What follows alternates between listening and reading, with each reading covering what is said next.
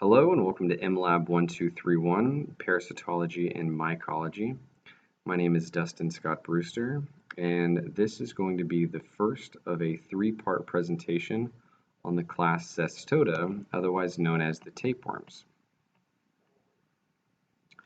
The objectives for this presentation are going to be to identify the taxonomy which Cestoda belong, describe the general biological characteristics of the cestodes, explain how humans are infected, list morphological characteristics of common cestodes that cause human infection, and to explain the life cycle of the cestodes listed in this presentation. Some of the terminology that we're going to cover includes hermaphroditic, which is having both male and female reproductive organs within the same organism, scolex, which is a modified attachment organ located at the anterior end of the tapeworm. On that scolex is a rostellum, which is a fleshy anterior protuberance that may include one or more rows of circular hooks that could be retractable. The tegument is the body surface of Platyhelminthes, which is the phylum which cestode belong, and it is also the site of nutrient and oxygen absorption and waste excretion, and this will make more sense when we get into the anatomy of cestodes. The oncosphere is also known as the hexacanth embryo. It is motile and is a first stage of larva of certain cestodes, and it is outfitted with hooklets that are used to attach themselves to the intestinal wall of the arthropod intermediate host.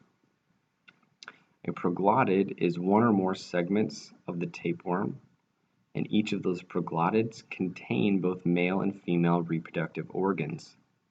The operculum is a lid-like cover on the shell of certain species of cestodes, which is used to evacuate the hexacanth embryo. The strobila is the entire body surface of the tapeworm, and racemose is a clusters of branching nodular terminal spines that resemble a cluster of grapes, and this is going to be relevant when we get into Taenia solium toward the end of this series. Cestodes are one of two classes of parasites that cause human infection that belong to the phylum Platyhelminthes. The other are the trematodes or digenio, which we will get into in the next series. Platyhelminthes are known as the flatworms, and the cestodes belonging to Platyhelminthes are known as the tapeworms, which is a type of flatworm.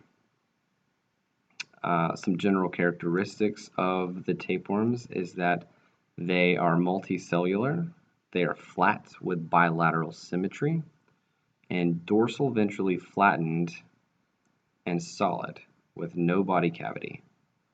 The size varies from 1 millimeter to 20 meters or longer.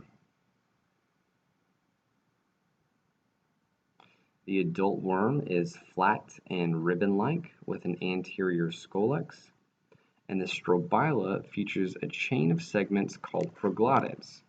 Again, these proglottids contain both male and female sex organs that are capable of self-fertilization, therefore they are hermaphroditic. They lack a mouth, a digestive tract, and a vascular system, and they therefore absorb all of their oxygen and nutrients through their tegument. This is done by the tegument having a specialized microvilli that secretes enzymes that help break down and absorb nutrients. The development of the proglottids begin by budding from the anterior end immediately behind the scolex and push their way backwards. As they push their way back, the proglottids develop eggs, they become mature, and these proglottids from anterior to posterior, the further back from the scolex they become, the more filled with eggs they become, and that is said to be gravid.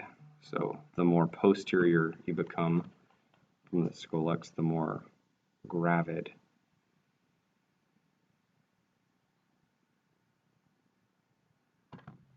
The reproductive system of the cestodes include testes, which are spread throughout the segment, and the sperm of those testes is collected in a seminal vesicle, which is delivered to the female organs. That female organ receives the sperm via copulatory specules, and it includes ovaries, which produce those eggs and are stored in the uterus.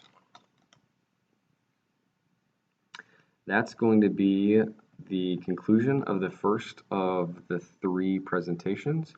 We'll pick this back up with part 2, where we will start talking about individual species of cestode.